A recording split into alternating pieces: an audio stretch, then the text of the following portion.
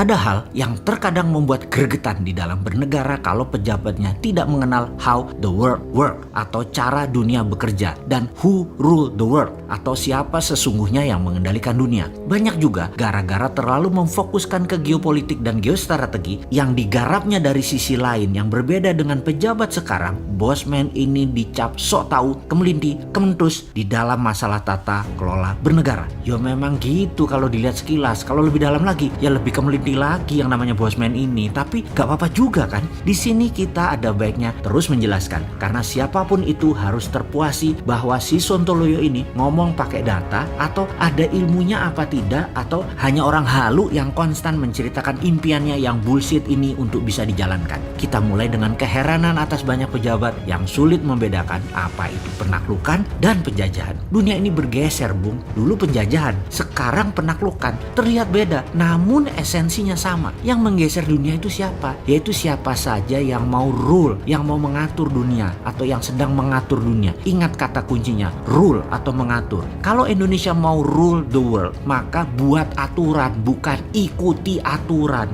Mulai paham mengapa berkali-kali si Sontoloyo ini mengatakan negara tidak berdaulat selama mengikuti aturan dari globalis atau dari negara kuat lainnya. Kita mulai dengan who rule the world. Mereka ya ruling the world punya dua cara, conquering atau penaklukan, yang kedua adalah colonialization atau penjajahan. Penaklukan adalah mereka mengambil apa yang mereka butuhkan dengan paksa. Kalau penjajahan, mereka bukan hanya mengambil apa yang mereka butuhkan, tapi menetap, tinggal, mencaplok wilayah dan mengendalikan wilayah tersebut dengan aturan mereka. Amerika itu strateginya adalah conquering. Timur Tengah ditaklukkan, minyak dan gasnya dikendalikan, diambil. Indonesia dan negara penghasil kekayaan alam, energi terbarukan maupun mineral tambang ditaklukkan dengan berbagai tekanan. Amerika yang conquering pemerintahannya, kemudian yang mengkolonisasi adalah swastanya Amerika. Tiongkok menggunakan koloni atau penjajahan, uang Tiongkok, tenaga kerja Tiongkok, mesin teknologi Tiongkok, wilayah hasil alamnya seluas-luasnya dikuasai sampai bahan bakunya habis di negara lain tersebut, lalu hasilnya setengah jadi,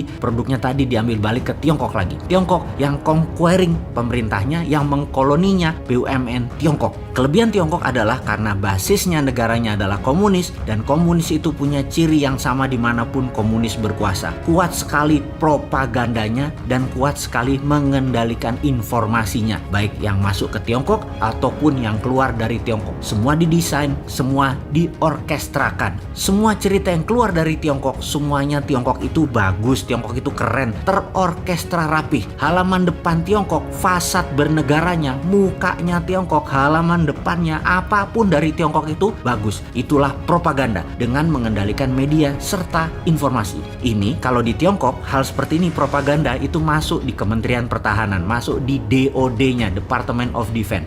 Jadi ngerti ya, mengapa di dalam Mardigu Nation, DOD nanti akan diganti dengan Department of Warfare, Kementerian Peperangan. Indonesia akan ofensif, terutama di non-kombatan warfare. Karena rapihnya pengendalian informasi, maka banyak negara terpesona dengan Tiongkok dan mau kerjasama dengan alasan Tiongkok punya uang, Tiongkok punya teknologi, Tiongkok punya SDM, dan punya manajemen tenaga kerja profesional. Jadi propaganda yang diletakkan pertama di seluruh dunia yang ditarget akan ditaklukkan oleh Tiongkok adalah mempropagandakan kebaikan Tiongkok. Di sini yang paling mudah ditaklukkan adalah pemahaman ilmu ekonominya. Pemahaman bahwa membangun itu perlu asing. Uang Indonesia nggak punya. Untuk membangun perlu FDI. Wih, cocok lah. Kena sudah di banyak negara strategi itu, terutama yang pejabatnya lemah. Nah, di sini kita harus membantu bangsa dan negara menyelesaikan masalah kekisruhan ekonomi yang saat ini dipukul oleh pandemi, yang hingga saat ini strategi menaklukkan COVID masih pakai vaksin, belum pakai kekuatan diplomasi luar negeri. Kita masuk ke visi how the world works sekarang. Bagaimana cara dunia bekerja? Ada sebuah website yang menghitung hutang semua negara. Klik saja di worlddebtclocks.com. Web ini menginformasikan berapa setiap detiknya hutang itu bertambah, termasuk bunganya per detiknya yang harus dibayarkan. Begini melihat data tersebut. Kalau bernegaranya cemen, maka nggak akan paham apa isi informasi website tersebut. Ini kita jelaskan. Uang dolar sejak tahun 1971 tidak lagi pakai underlying emas. Amerika di zaman Nixon tidak pakai emas lagi mencetak dolarnya, tetapi pakai hutang, alias hutang tadi kan untuk proyek produktif. Nah, hutang tadi tadilah underlying cetak uang. Itulah teori MMT yang dipromosikan oleh Hudson Institute, kamratnya si Nixon.